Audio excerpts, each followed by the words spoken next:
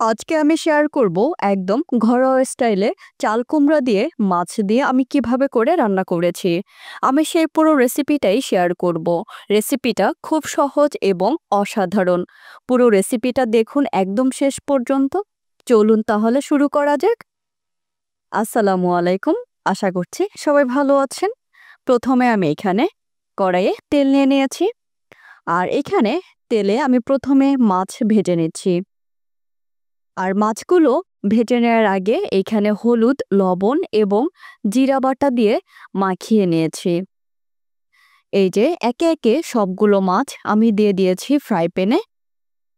তারপরে আমি সব মাছগুলোকে ভেজে নিচ্ছি। দেখাই যাচ্ছে আমি কিভাবে করে মাছ ভেজে নিচ্ছি।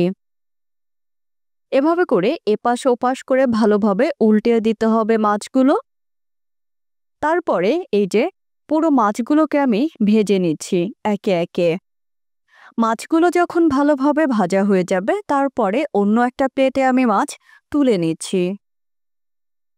এরপরে আমি এখানে চাল কুমড়া কেটে রেখেছিলাম ছোট ছোট করে। আর কতটুকু সাইজ করে চাল কুমড়া কেটে রেখেছি সেটা দেখাই যাচ্ছে।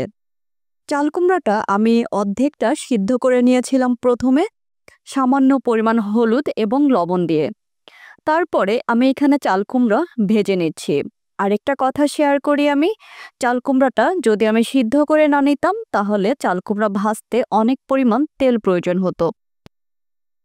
এরপরে আমি এখানে পেঁয়াজ ভেজে নিচ্ছি। তারপরে এখানে পেঁয়াজের মধ্যে আমি গুঁড়ো মশলা দিয়ে দিচ্ছি। প্রথমে দিয়ে দিচ্ছি আমি হলুদের গুঁড়া পরিমাণ মতো। তারপরে এখানে মরিচের গুঁড়া দিয়ে দিচ্ছি পরিমাণ মতো। যতটুকু পরিমাণ ঝাল প্রয়োজন ঠিক ততটুকু পরিমাণে আমি মরিচের গুঁড়া দিয়েছি। এরপরে ভালোভাবে মশলাটাকে কষিয়ে নিচ্ছি। দেখাই যাচ্ছে আমি কিভাবে করে মশলা কষিয়ে নিয়েছি। এরপরে আমি এখানে দিয়ে দিচ্ছি পরিমাণ মতো লবণ।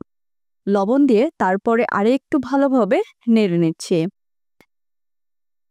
তারপরে আমি এখানে দিয়ে দিচ্ছি আদা বাটা পরিমাণ মতো, পরিমাণে 1 চা চামচ। তারপরে আমি এখানে দিয়ে দিচ্ছি রসুন বাটা। রসুন বাটাও দিয়ে দিচ্ছি 1.5 চা চামচ। তারপরে সব মশলা যখন দিয়ে দেওয়া হয়ে যাবে তারপরে আরেকটু ভালোভাবে কষিয়ে নিচ্ছি। এরপরে ভালোভাবে যখন মশলাটা কষানো হয়ে গিয়েছে দেখাই যাচ্ছে আমি কতটুকু পরিমাণ মশলা কষিয়ে নিয়েছি, মশলার কালারটা কেমন হয়েছে। মশলার কালারটা যখন ঠিক এরকমের হয়ে আসবে তারপরে আমি এখানে টমেটোর জুস দিয়ে দিচ্ছি। আমি এখানে 4টা পরিমাণ টমেটো নিয়েছি, সেই টমেটোটাকে ব্লেন্ডারে ব্লেন্ড করে তারপরে ছেঁকে দিয়েছি। ছেঁকে দেওয়ার কারণ হচ্ছে এইখানে তরকারির ফ্লেভারটা এবং তরকারির স্বাদ অনেক বেশি ভালো হয়। আর যদি আমি ছেঁকে না দিতাম তাহলে তরকারির থেকে টমেটোর যে ফ্লেভার সেটা থেকে যেত, যেটা সব তরকারিতে ভালো লাগে না। এরপরে ভালোভাবে যখন মশলা কষানো হয়ে গিয়েছে এরপরে আমি এখানে ভেজে রাখা যে চাল কুমড়া ছিল সে চাল কুমড়া দিয়ে দিচ্ছি। চাল কুমড়া দিয়ে একটু ভালোভাবে নাড়াচাড়া করে তারপরে আমি কষিয়ে নিচ্ছি চাল কুমড়াগুলো। একটু সময় ধরে নাড়াচাড়া করে তারপরে ভালোভাবে কষিয়ে নিতে হবে। এভাবে করে কখনো রান্না করেছেন কিনা অবশ্যই কমেন্ট করে জানাবেন। এরপরে চাল কুমড়া যখন ভালোভাবে কষানো হয়ে গিয়েছে তারপরে উপর থেকে আমি মাছগুলো দিয়ে দিয়েছি। এভাবে করে একটা একটা করে মাছ দিয়ে দিয়েছি চারিদিকে। চাল কুমড়ার উপরে যখন তেল চলে আসছে তারপরে আমি এখানে কিন্তু মাছ দিয়েছি। এরপরে মাছগুলোকে একটু চেপে চেপে দিচ্ছি, প্রয়োজন হলে একটু উল্টিয়ে দিতে পারেন। তারপরে যখন ভালোভাবে আরেকটু কষানো হয়ে যাবে আমি কিন্তু এখানে মাছ দেওয়ার পরে নেড়ে দিচ্ছি না। এভাবে করে দুপাশ থেকে কড়াইয়ে ধরে তারপরে একটু ঝাঁকিয়ে দিচ্ছি। তারপরে আমি কিছুক্ষণের জন্য ঢেকে দেব। ঢেকে দিয়ে বেশ কিছুক্ষণ ধরে আমি মাছটাকে কষিয়ে নিচ্ছি। চুলার জালটা একদমই কমিয়ে দিয়েছি যাতে করে তরকারিটা একটু ভালোভাবে কষানো হয়। এই যে দেখাই যাচ্ছে কত সুন্দর হয়েছে তরকারি কালারটা। এরপরে যখন ভালোভাবে কষানো হয়ে যাবে তারপরে আমি এখানে পুরোপুরিভাবে রান্না করার জন্য পরিমাণ মতো পানি দিয়ে দিচ্ছি। আর পানিটা অবশ্যই গরম পানি দিতে হবে, কারণ আমি সবসময় তরকারিতে গরম পানি ব্যবহার করি।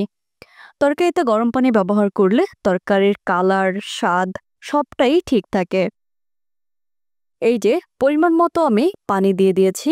যতটুকু পরিমাণ পানি লাগবে ঠিক ততটুকু পরিমাণে আমি এখানে পানি দিয়েছি। যদিও পানিটা কম পরিমাণে প্রয়োজন হবে, কারণ যেহেতু এখানে আমি চাল কুমড়া ভেজে দিয়েছি। চাল কুমড়া সিদ্ধ হওয়া নিয়ে কোনো টেনশন নেই, এর জন্য অল্প পরিমাণে আমি এখানে পানি দিয়েছি।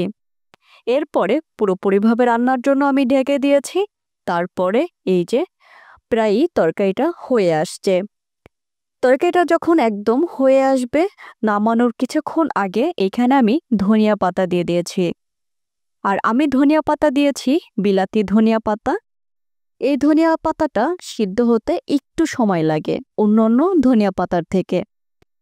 তারপরে ধনিয়া পাতা এভাবে করে ছিটিয়ে দিয়ে আমি একটু এভাবে ধনিয়া পাতাগুলো ঝোলের সাথে মিশিয়ে দিচ্ছি। দিয়ে তারপরে আরও কিছুক্ষণ আমি ঢেকে রান্না করছি।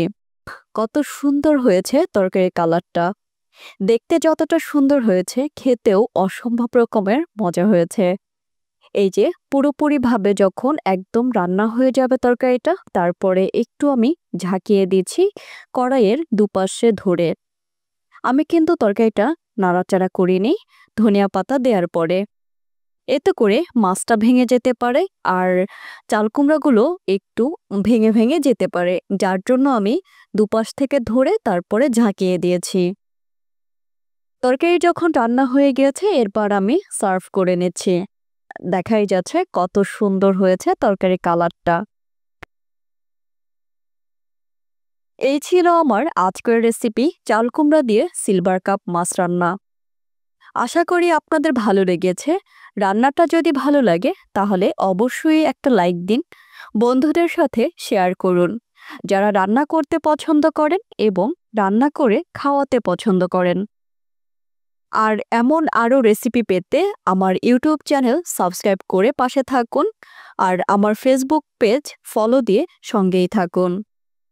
কমেন্টে জানাতে ভুলবেন না আমার রান্না কেমন হয়েছে। পরবর্তী রেসিপিতে আবার দেখা হবে ইনশাল্লাহ।